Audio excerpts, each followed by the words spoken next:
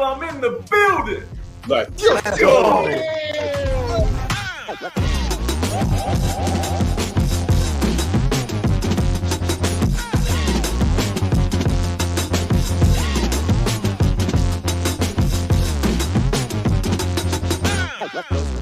Live with the Wolfhard Roar! Let's go. Let's go.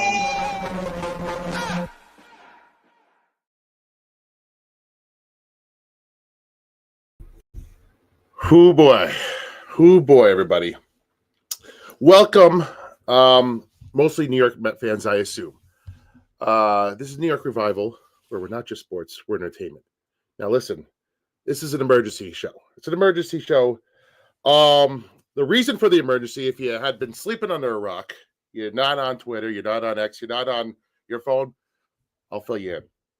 Pete Alonso, former New York Met, Pete Alonso, has signed with the Baltimore Orioles for 5 years, $155 million. This is a day after Edwin Diaz signed with the Los Angeles Dodgers for 3 years, $69 million. What a stretch of days. What a stretch of days for New York Met fans. Holy shit. It's a shock to the system. It's a shock to the system following a year that had been one of the most disappointing years in recent memory and maybe ever as a Met fan.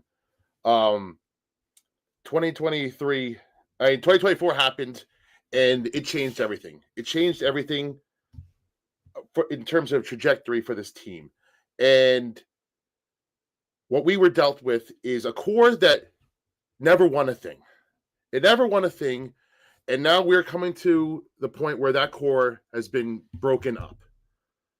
And, I'm going to probably disrespect a couple of Met fans here with what I'm about to say. And I know it's going to piss a lot of people off, but I have to say it because I felt this way the whole time, that this core wasn't it. This core never was it. And there were Francisco Lindor, heroic end to a season away, and a Pete Alonso opposite field homer against Devin Williams away from being a complete and utter disaster, a shit show. But, because those two things happened, we're like, you know what? Now we think so fondly of these guys. And listen, I will always think fondly of Pete Alonso. He was a weird guy, but he was our weird guy. Love the polar bear. All-time home run leader for the New York Mets. That stands for something, man. That stands for something. And I will look back on the Pete Alonso years fondly and how his career and how it went. But I'm not going to lie. Last year, I said the same thing. Pete Alonso, I believe, is still a flawed player. He's one-dimensional. He's a power hitter. He's a good hitter. He showed that he could hit for a little bit of average again last year, giant runs. But this guy's a power hitter. And he's 31 starting next year. Power hitters don't age well. And I said this last year, and he proved me wrong last year. Had a good year. Good for him. And in a walk year, he bet on himself and he won. Good for you, Pete. I wish you the best, man. But this core has been broken for years now. He's been here since 2019, and him and Nimmo and Edwin Diaz and Dave Peterson and all these guys and Lindor to an extent, and some of the other people in here, they've all been a part of a core that didn't do a damn thing except for 2024 where they got super hot, super late, and rode the hot streak. It doesn't look like it was sustainable. And guess what? David Stearns didn't think it was sustainable either. And you know what? Steve Cohen didn't stop him. If you thought Steve Cohen needed Pete Alonso back here, Pete Alonso would be a freaking Met right now. He would be a freaking Met. And hey, he's not. Why is that?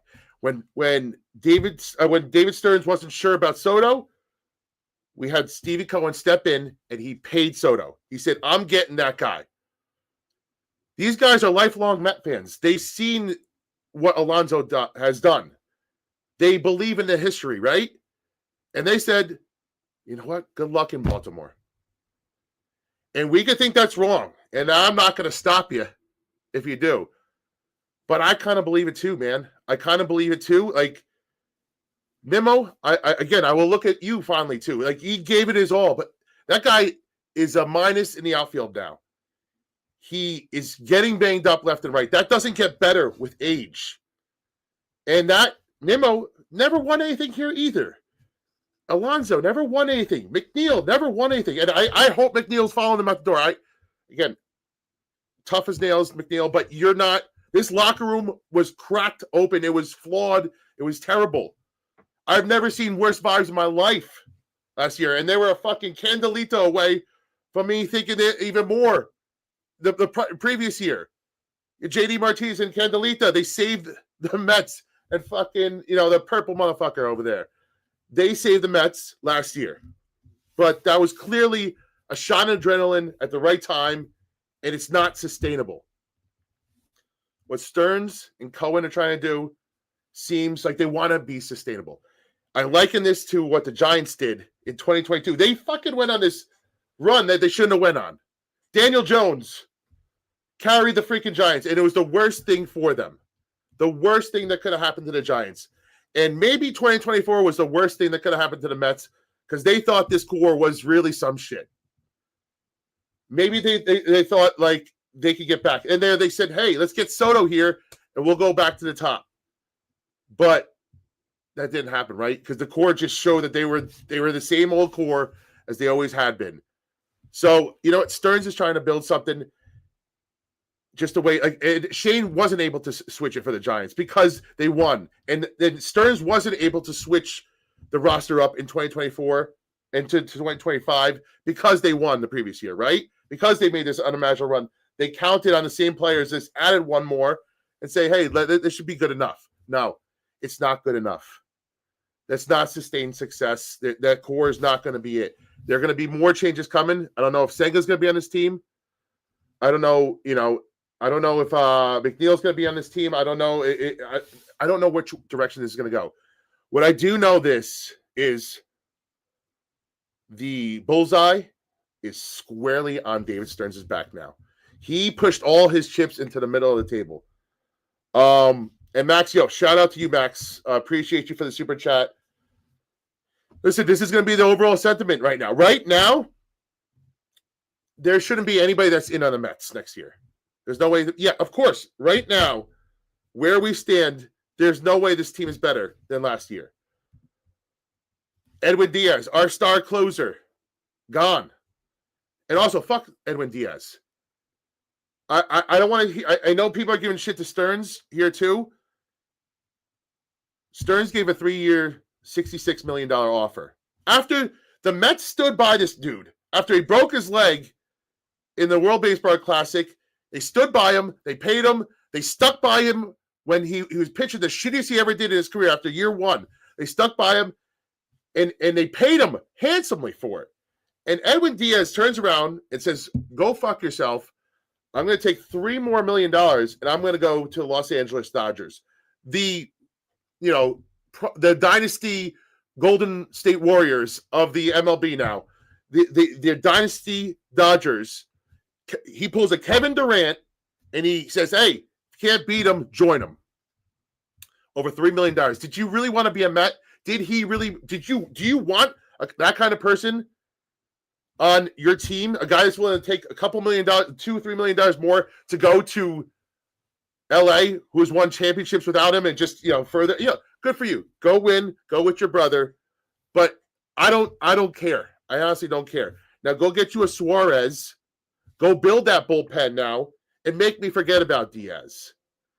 And Max, like you said, Diaz saying the reason why, and everybody gives some reasons, right? Every time a free agent leaves somewhere, they're like, hey, I did it for this reason, I did it for that reason. It's never money. You can't say it was just money.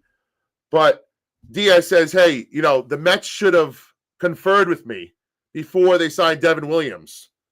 Devin Williams, mind you, came out and said, I'm cool with setting up with Edwin Diaz. So in the Mets' mind, they're still trying to get Edwin Diaz. Why would the Mets need to confer with you, Edwin Diaz, to get Devin Williams your setup man? And a guy who, yes, is insurance in case you leave. And they must have gotten some vibes that he was going to leave, right? Because, You don't sell. You don't go out and get an insurance man for 3 years, 51 million, and not just with the thought process being he's our plan B to closer if Edwin Diaz leaves. Like that was part of the process, and they thought you were going to leave. And you know what? You proved them right because you did. So I don't need your tears, Edwin Diaz. I don't need the Mets didn't do this, dude. They tried to pay you. They even said it was reported that David Stern says, here's your 3 years, 66. Go see if you can get yourself a better offer. And he did by $3 billion. And he said, come back to me because we have wiggle room. He said we have wiggle room. And did Diaz come back? Per Anthony Tacoma? I don't know. This is not, I wasn't in the room. But per the reports, Edwin Diaz didn't even come back. So did he want to be here at all? Doesn't sound like it. Now, what you have to find out is the reason for that. Is that because of our manager? Is that because of our GM? Is that because of our locker room? Like, I don't know. Edwin Diaz and Pete Alonso were perfectly fine leaving, but also Edwin Diaz and Pete Alonso were perfectly fine to be let go of by David Stearns and Steve Cohen. Two Mets that have been here for a very long time. Why is that? We're about to find out. What I do know is David Stearns, as I was saying a little bit earlier, and then I went off on a fucking tangent over here. I went left. David Stearns was never able to build his team. He inherited a Van Wagenen / Epler team. He inherited their team, and he had to write it out because they won the first year. Now you're seeing what David Stearns really wanted to do. I mean, we saw it with Pete Alonso last year. He didn't want to give him a deal. They gave him a deal.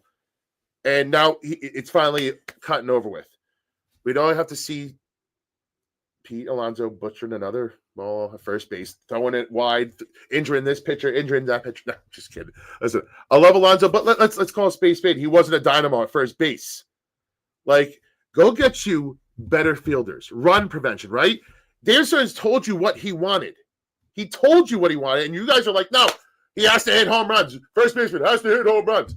No, they don't. If they can hit 280, 290, knock in 100 runs, hit 25 home runs, and play good defense, that's a better player than Pete Alonso was. Overall, if you're talking WAR. Like, they want run prevention. That means defense. So let's see what that plan entails. And can I just say one last thing? And I don't want to go too long here. And I appreciate the 150 that came out. I know this is a spur of the moment shit.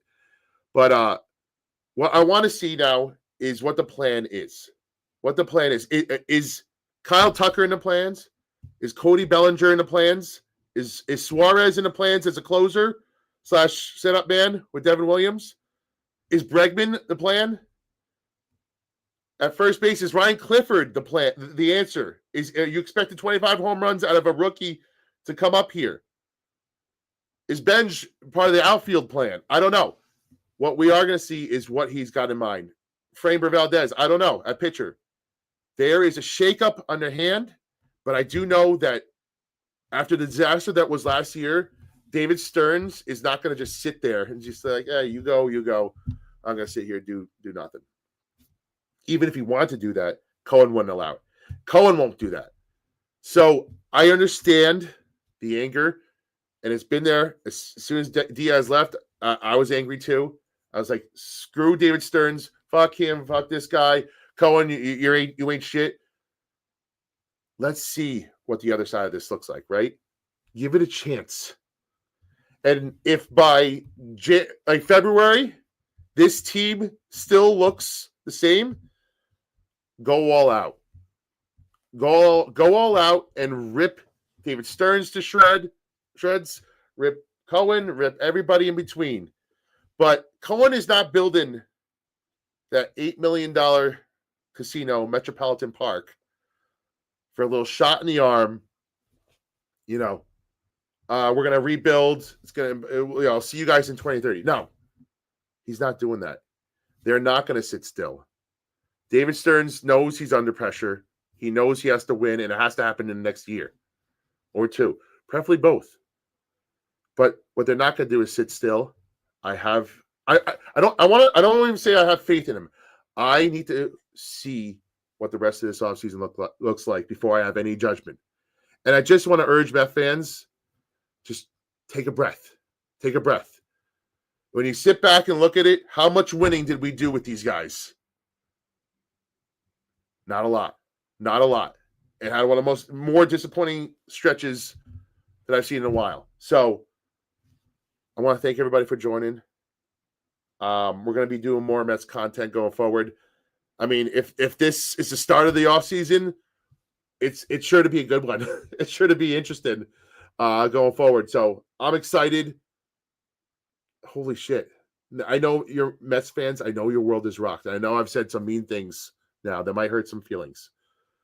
But it's time for change. The core has been broken. It's Nimmo's gone, Diaz gone, Pete's gone. In that order, there will be new blood in here, whether it's young guys or vets or both. But just give it a break, give it a little bit, and let's just see what happens. I will be on your side with the pitchforks if my man ain't doing shit either. So I don't believe that he's going to sit still. I'd be shocked. I'd be 1,000,000% shocked if David Stearns does not have. This is his plan A. If you thought he really wanted these guys back, I don't know. He wanted them back at a price that he wanted it, but he was perfectly okay with letting these guys go. Let's see what your plan is, David Stearns. New York Survival, I'm in the building. Let's go.